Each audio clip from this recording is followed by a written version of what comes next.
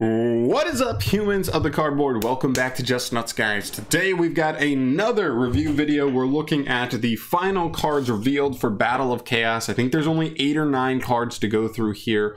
Usually it's more than that, but I guess there's just been less filler in general. Over the last couple of days, we've been getting like actual archetypal support revealed for different things here prior to us getting these revealed. So this is going to be most of the filler stuff, but we're going to pump through it real quick. If you did not see, they also revealed first reveals for the Albaz structure deck, and that stuff's really interesting. So check that out. I just uploaded that video right before this one, but let's get into this shiz. Let's finish up. Let's see if there's anything interesting out of these final cards. First and foremost, we have Epigonin, the Imitarian. It's a level 7 light rock effect monster. Interesting. 2000 for the stats. You can only use his effect once per turn. This deck reads, you contribute 1 effect monster as cost. Special summon this card from your hand. Then special summon 1 Epigonos token, level 1/0/0 with the same original type and attribute as the monster you tributed. This is kind of spicy. I mean, I'm thinking Lair of Darkness already. It has a generic tribute 1 effect monster text. So if you had Lair of Darkness on the field, you could tribute your opponent's monster, summon this guy, and get another body out of it. Make a link to the sky is the limit. It's cool. I think this is a decent card. I mean, I think it's just a decent extender in general. If you had 1 body on the field, trades it for 2. Depends on the kind of deck you're playing, if that's really enough to like help you. But pretty cool. It's a rock, so that could have some synergy with certain archetypes out there like Emancipator, but I don't think his level is conducive to them being able to summon him, so keep that in mind. Interesting. I think it's an interesting card, to say the least. I'm not going to call that one garbage. I think that one's actually pretty decent, but we're definitely on the lookout for garbage. Next up here we have Submalid, the Sightseeing Ship. This is a level 6 water dinosaur effect monster. Interesting. 2200 attack with 0 defense. You can only use the first effect once per turn. If you control a normal monster, you can special summon this card from the hand. Okay. And once per turn, the first time a normal monster you control battles an effect monster, it is not destroyed by that battle. Okay. I mean, like, it's fine. It's an extender, I guess, if you're playing a normal deck. Although I don't think many decks play normal decks, especially not dinosaurs. I mean, they give you a token to your opponent. You usually don't end up with any vanillas on your field, though, unfortunately. So, interesting. I'm going to call this one more garbage to me. Definitely. Next up here, we have Lee Press, the Withered Flounder. This is a level 3 dark psychic effect monster. Interesting. So this is an emergency teleport target. Don't forget that.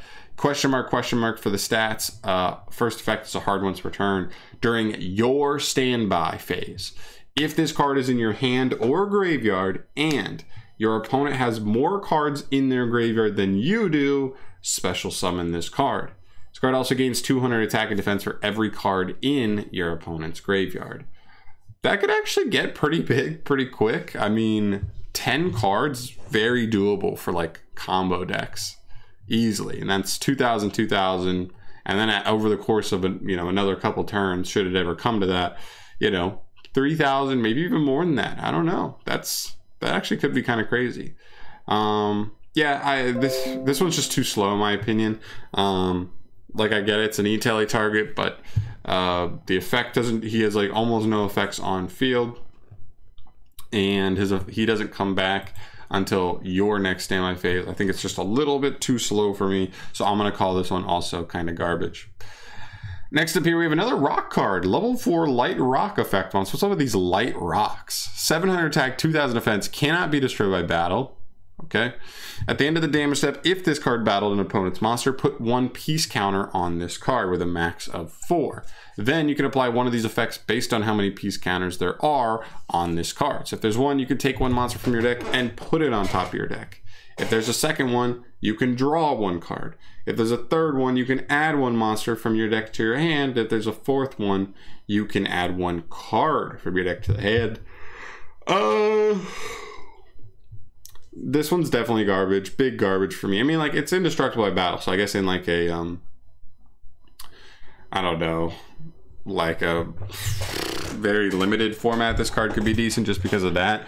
But the whole idea here is that this card has to keep battling. I guess you can attack your opponent's stuff, but you're going to be eating a lot of life points just to go ahead and try and put peace counters on this card, and it's probably not even fully worth until like number 3. Number 2 is okay, right? Technically, you're over the course of 2 turns, you're searching a monster, but then you start to search that and go from there. But just to me. Super slow. Next up here, we have Mecha Beast Dareton. This is a level 1 Dark Machine effect monster. Question mark attack, 0 defense. Once per turn, you can activate this effect. This card's original attack becomes equal to the sum of the difference between the current attack and original attack of all monsters on the field until the end of your opponent's turn. Just another battle, like attack, like stat modulation monster. Not really doing much for me. I'm gonna call a garbage on that one. Next up, we have Top Share. This is a normal spell card. You can only activate 1 card of this card's name per turn. This effect reads: take 1 card from your deck, reveal it, and place it on top of your deck. Then your opponent takes 1 card from their deck, reveals it, and places it on their deck. This card's a neg 1. This card's really bad. Garbage. Garbage! Next up here, we have Uradora of Fate. This is a spell card. Pay 1,000 life points, then target a face-up monster you control. Until the end of your opponent's turn, that monster gains 1,000 attack. Also apply this effect to it. When that monster destroys an opponent's monster by battle, you can reveal the bottom card of your deck. Oh, excuse me. And if you do, return it to either the top or the bottom of the deck. If the revealed card was a dragon, dinosaur, sea serpent, or worm monster. For the bottom card of your deck. Okay. Draw 1 card for each 1,000 attack that monster had. Then gain 1,000 life points for each card drawn. Wow. This card's horrible. This card's horrible. It almost acts like a bad equip spell. That's kind of how it gives me vibes, like how it's going to actually play out. Really bad. I think this falls into category garbage again. And then we finish up with a trap here. This is Tribe Drive. Normal trap card. You can only activate the first effect per turn. If there are 3 or more different types among monsters you control, choose 3 monsters from your deck with different types from each other that share a type with a monster you control. Have your opponent pick 1 of them at random, and you either add that card to your hand or special summon it. Place the other monsters on the bottom of the deck in any order. This card doesn't seem like the worst, but like I think when you really go through it, it takes a lot of setup. You need 3 different types of monsters on the field, on your field, not just on the field. Secondly, you have to make sure you're playing like a version of a deck that still, even after summoning those, will have 3 different type monsters that also share the same type as the setup you're planning to put on the field. And 3, your opponent picks 1 at random. You don't even get to pick 1 to do it. It's going to be random, so you may not even get the one that's like best case scenario. Yeah, so I think those are 3 huge downsides to the card. Unfortunately, I don't think the payoff is quite worth what you have to do to get there, right? The setup is pretty brutal. The fact that you have to have your deck built potentially suboptimally just to even make this card live, and 3, the fact that your opponent picks 1 at random. I mean, I like that you can either add it to hand or special summon it. Sometimes it is going to be better to add stuff to hand, but I don't know, man. Seems kind of wackish to me. And it's going to be slow because it's a trap card. So certifiable garbage to me. So here we have garbage, garbage, garbage, garbage, garbage, garbage, garbage. A somewhat interesting extender. I mean, listen guys, I don't know what I was expecting. I mean, I didn't expect anything too crazy. It's the end of a set. We just got the Dark Charmer revealed, so that's like, I guess, like the really cool card that's coming at the end of the set here.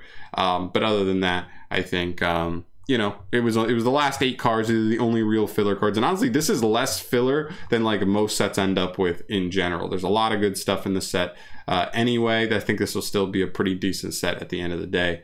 But yeah, that is going to do it for me here today, guys. Let me know in the comment section down below your thoughts on any of these cards. If you think there's anything specific they could do outside of being certifiable garbage, any specific interactions that makes them cool, let me know in the comment section down below there.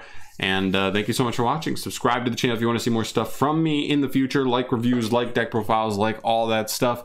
And I will catch you in the next video. Peace.